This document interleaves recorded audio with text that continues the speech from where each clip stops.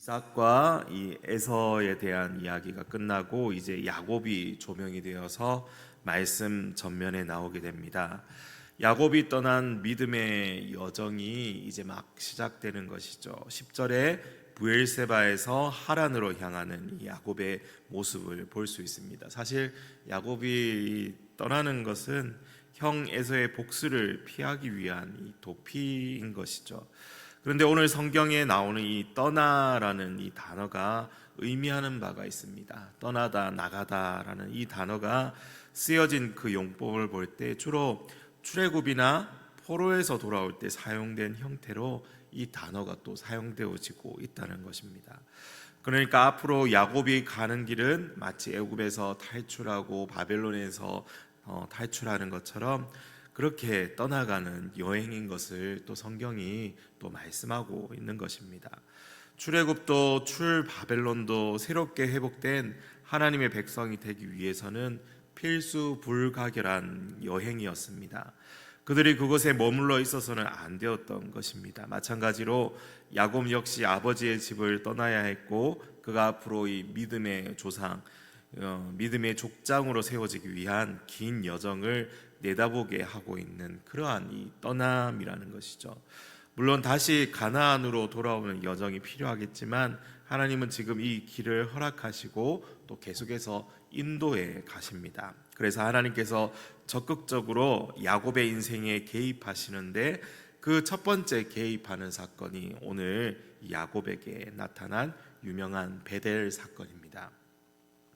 야곱의 사닥다리로 알려져 있는 이 창세기 28장의 장면이고 또 야곱의 서원으로도 많이 이렇게 알고 있습니다.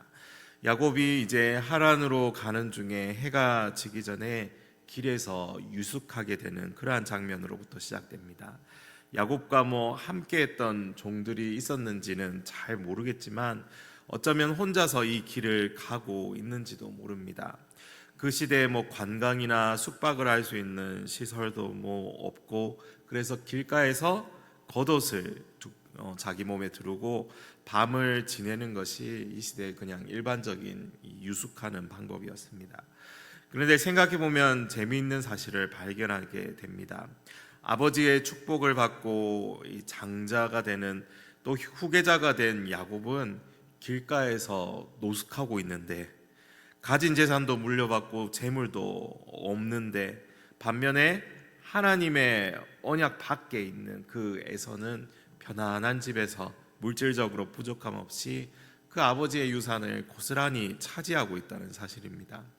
사실 야곱이 이삭의 재산을 물려받는 것이 아니라 자신이 하나님께서 주신 지혜로 나중에 많은 재산들을 이렇게 또 얻는 것을 볼 수 있는데 지금 하란으로 향하는 야곱은 그야말로 그냥 몸뚱아리만 그렇게 가지고 가는 것이죠. 여행에 필요한 양식이나 필요한 물건은 얼마의 돈은 그렇게 챙겼겠지만 낯선 땅에서 이 나그네가 되어서 불안한 밤을 유숙하고 있는 것입니다. 이렇게 야곱과 에서의 상반된 모습을 보면서 하나님께서 주시는 그 복이 무엇일까? 그 축복이 무엇일까? 다시 한번 생각해 보게 됩니다. 물질적인 풍요에 둘러싸이고 그걸 소유한다고 해서 그게 하나님이 주시는 진정한 복일까? 그 복의 전부일까?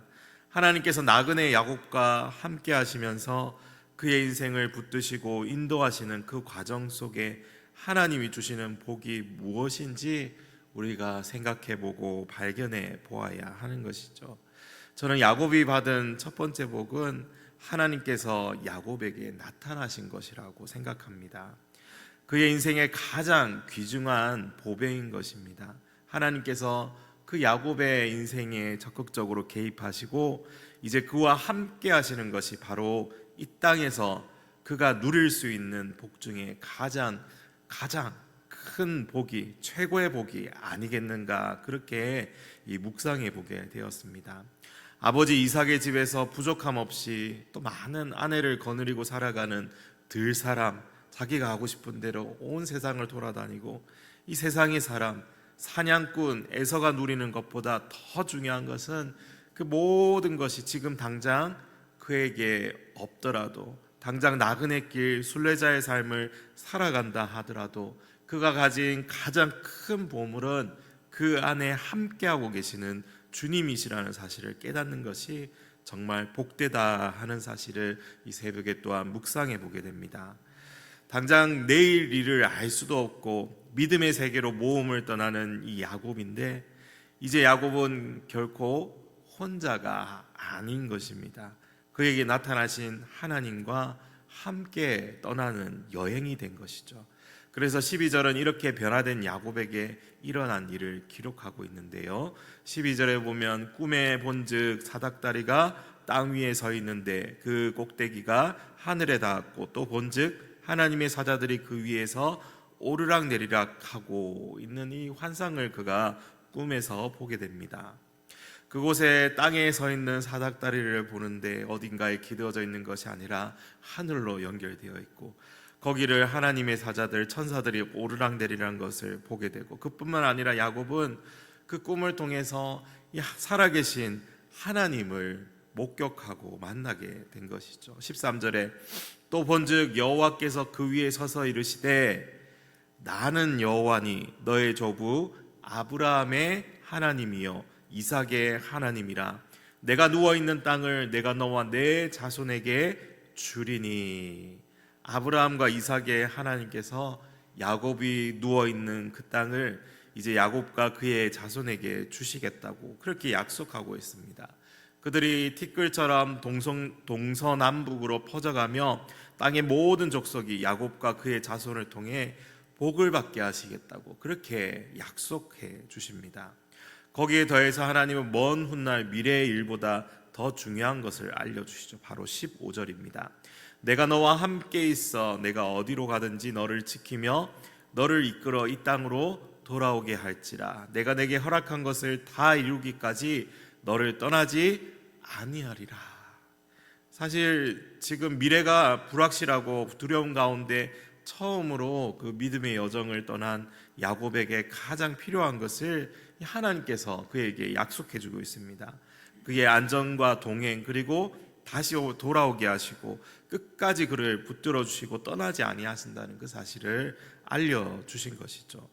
홀로 처음으로 길거리에서 유숙하는 그 야곱을 만나 주시고 그에게 소망을 주시고, 그리고 혼자가 아니라 함께 하시고 지켜주시고 먼 미래의 약속을, 미래까지도 약속해 주시는 그 하나님을 처음으로 만난 그 야곱이 어떤 그 기분이었을까요? 내일 본문에서 말하고 있지만 야곱은 감동과 감격에 휩싸이게 됩니다.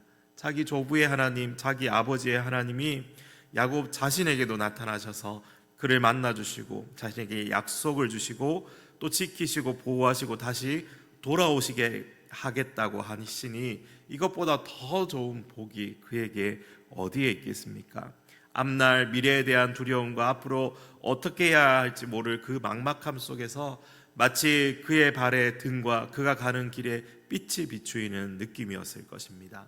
깜깜한 밤 어스름이 서서히 물러가고 땅에 빗줄기가 스며 나올 때까지 그는 흥분과 감사에 휩싸여서 이 꿈이 무엇인지 계속해서 생각하게 되는 것이죠. 사랑하는 성도 여러분, 오늘은 야곱의 첫 번째 그 에피소드를 살펴보면서 베델에서 경험한 그 하나님과의 만남이 우리에게 주시는 교훈이 무엇인지 함께 살펴보았습니다. 주를 믿는 성도들에게 아무리 힘들고 앞길이 캄캄해도 우리와 함께하고 계시는 그 하나님이 계시다는 사실을 또한 우리에게 알려주고 있습니다. 아무리 캄캄하고 앞길이 구말리 같고 첩첩산중에 둘러싸인 것 같아도 그 두려움과 힘겨운 삶의 여정을 걸어간다 해도 우리에게 언약, 약속을 주신 하나님을 잊지 말아야 할 것입니다. 내가 너와 함께 있어 내가 어디로 가든지 너를 지키며, 우리가 가는 길에 함께하고 계시고 지키시고 이끌어서 최종적으로 주님이 예비하시는 땅으로 인도하시며 우리에게 맡겨주신 일들을 다 이루기까지 우리를 떠나시지 않는 그 선하시고 좋으신 하나님이십니다. 이렇게 좋으신 하나님, 선하신 하나님께서 저와 여러분의 인생을 책임져 주신다는 사실을 어떤 상황에서도 신뢰하고 또 믿을 수 있는 바로 그러한 믿음의 여정을 우리가 오늘 하루도 걸어가야 하겠습니다. 야곱은 그 먼 길을 홀로 가야 하고 또다시 돌아와야 하는 그 긴 여정을 시작했습니다.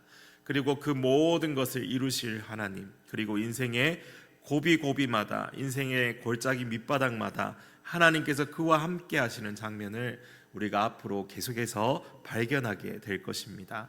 우리의 인생도 야곱의 인생과 다를 바가 없죠. 우리의 여정, 순례의 길을 붙드시고 동행하시는 그 하나님을 묵상하면서 오늘도 잠잠히 하나님의 행하실 일을 기대하며 살아가는 우리 모두가 되기를 소망합니다.